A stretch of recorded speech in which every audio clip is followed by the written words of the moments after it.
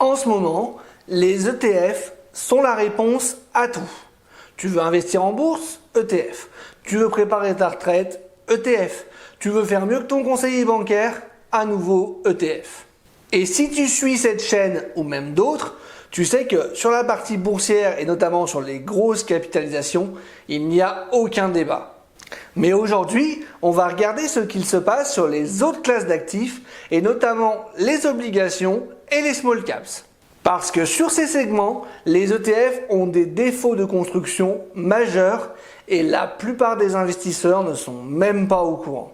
Et ça, c'est un réel problème. Parce que si tu appliques ta même logique d'investissement passif sur l'obligataire et sur les small caps que sur les grandes capitalisations mondiales, tu es peut-être en train de faire une erreur et tu ne le sais même pas.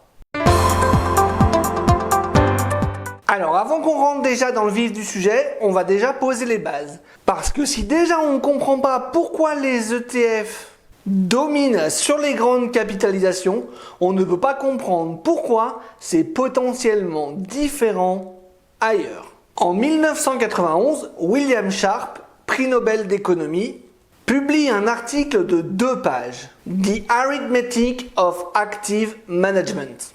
Et l'idée est d'une simplicité désarmante. Le marché, c'est la somme de tous les investisseurs.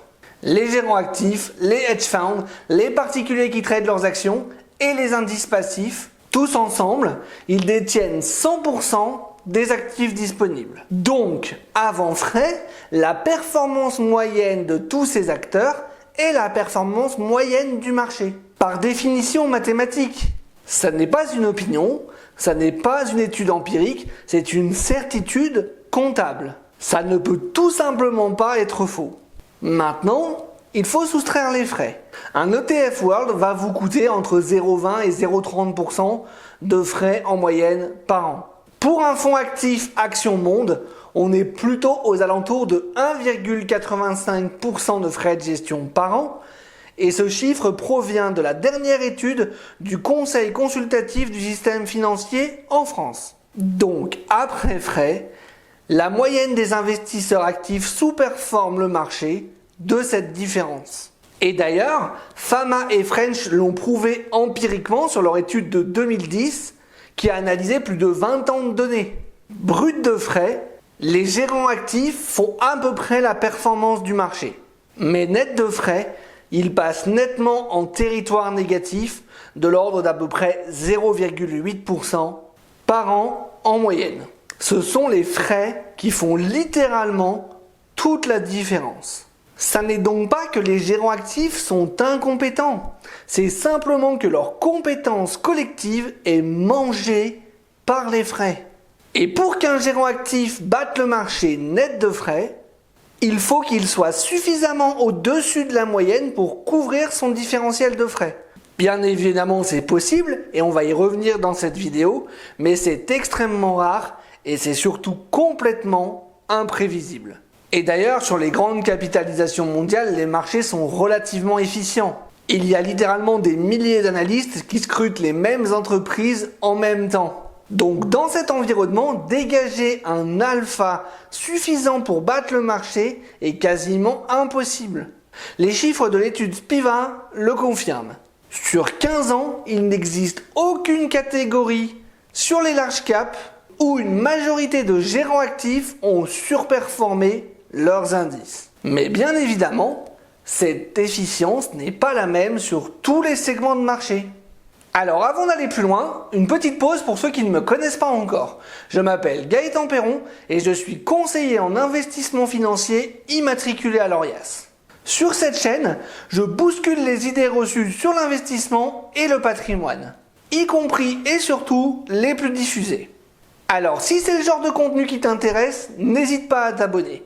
Et pense à mettre un like, ça encourage YouTube à montrer cette vidéo à d'autres personnes.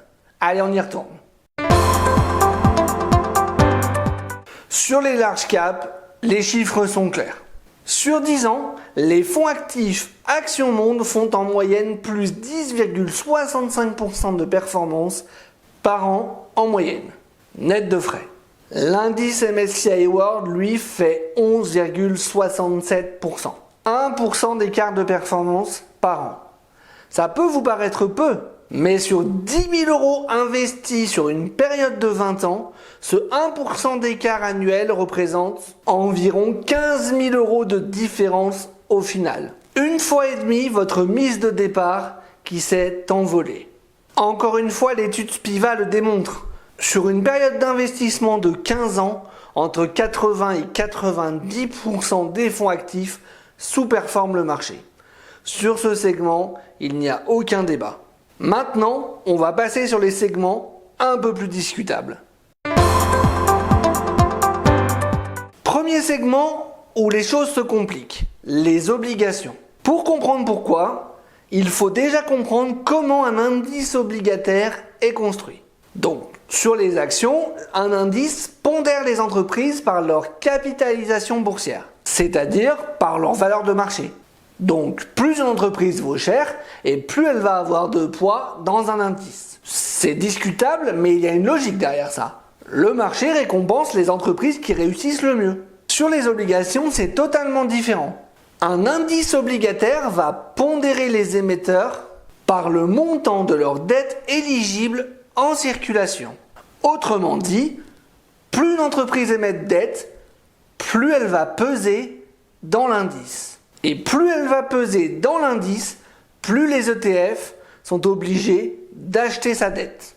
Autrement dit, beaucoup d'indices obligataires donnent mécaniquement plus de poids aux plus gros émetteurs de dette. Ce ne sont pas forcément les entreprises les plus fragiles, mais ce ne sont pas non plus automatiquement les plus solides. L'indice ne fait aucun jugement sur la qualité du crédit. Il suit simplement une méthodologie. La Banque des règlements internationaux, qui est en gros la banque centrale des banques centrales, l'a d'ailleurs documenté précisément. Une augmentation de 1% de la dette d'une entreprise entraîne mécaniquement une hausse de son poids dans les indices obligataires. Et cet effet est d'ailleurs 4 fois plus puissant que celui lié simplement à la taille de l'entreprise. Autrement dit, c'est bien l'endettement qui pilote le poids dans l'indice, pas la solidité financière. Un gérant obligataire, lui, il peut décider de ne pas suivre un indice. Il peut choisir d'éviter les émetteurs trop endettés, il peut choisir de réduire la duration quand les taux montent, et se concentrer sur la qualité de crédit. C'est exactement ce qu'il s'est passé en 2022. Quand les taux sont brutalement remontés, les indices obligataires ont perdu entre 12 et 17%. Les gérants actifs les plus flexibles ont réussi à limiter la casse. Mais du coup, est-ce que cela suffit à justifier leurs frais sur le long terme ? Eh bien, les données sont nuancées. Le rapport officiel du CCF, le Comité consultatif du secteur financier, montre qu'en 2024 et sur 5 ans, les fonds obligataires actifs font légèrement mieux que leurs collègues indiciels, même net de frais. Mais cette période inclut l'année 2022 qui a été catastrophique pour les indices et un peu plus clément avec les gérants actifs obligataires flexibles. Sur 10 ans, il n'y a plus de débat. Morningstar donne un taux moyen de succès de 26% de surperformance pour les gérants actifs obligataires en Europe. Sur le long terme, les frais finissent par effacer complètement leur avantage. La conclusion est nette, c'est qu'il existe un réel défaut sur la construction des indices obligataires. Les gérants actifs ont donc un avantage structurel sur ce segment. Mais malgré tout, cet avantage est insuffisant pour compenser leurs frais sur de très longues périodes, sauf exception. Le second segment où la logique des ETF passifs peut être compliquée, c'est sur les small caps ou les mid caps. Là aussi, les indices ont un problème de construction, mais ce n'est pas le même que sur l'obligataire. Un indice small caps, par exemple, va regrouper un certain nombre d'entreprises sous un certain seuil de capitalisation. Jusqu'ici, rien d'anormal. Mais le problème, c'est ce qui va se passer aux frontières de cet indice. Parce qu'une entreprise qui performe bien grossit, sa capitalisation boursière augmente, jusqu'au moment où elle va sortir de l'indice, pour passer dans l'indice du dessus, en l'occurrence ici, un indice mid-caps. Du coup, votre ETF Small Caps va être obligé de vendre cette entreprise au moment où elle est en pleine forme.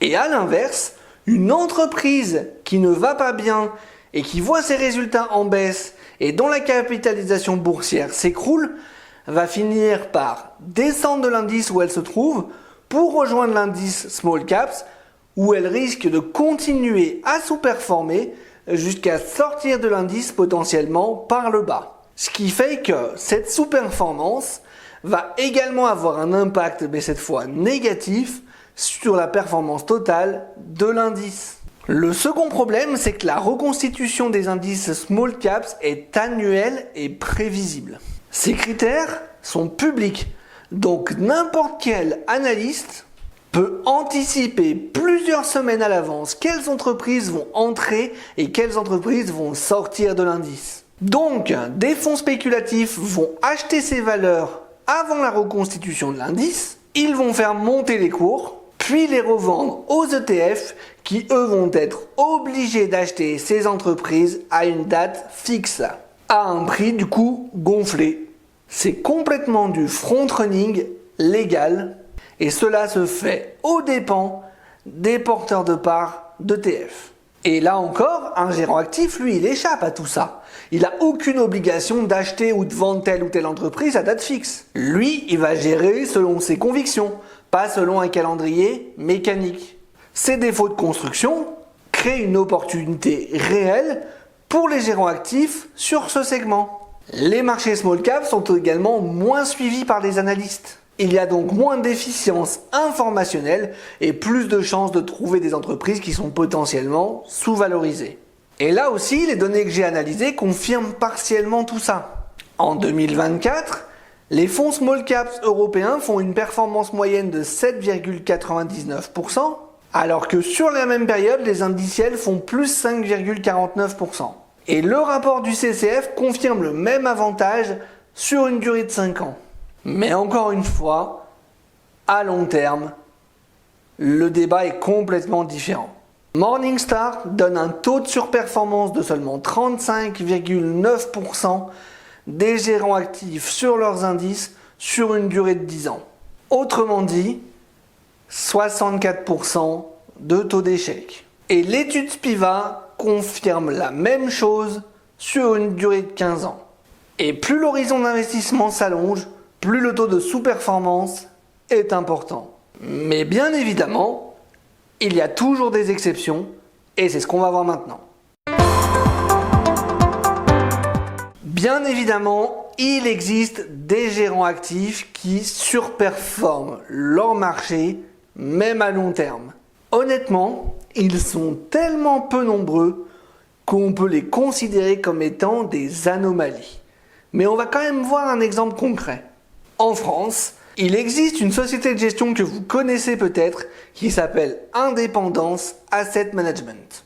Cette société de gestion a été fondée en 1993 et s'est spécialisée sur le segment Small et Mid Caps.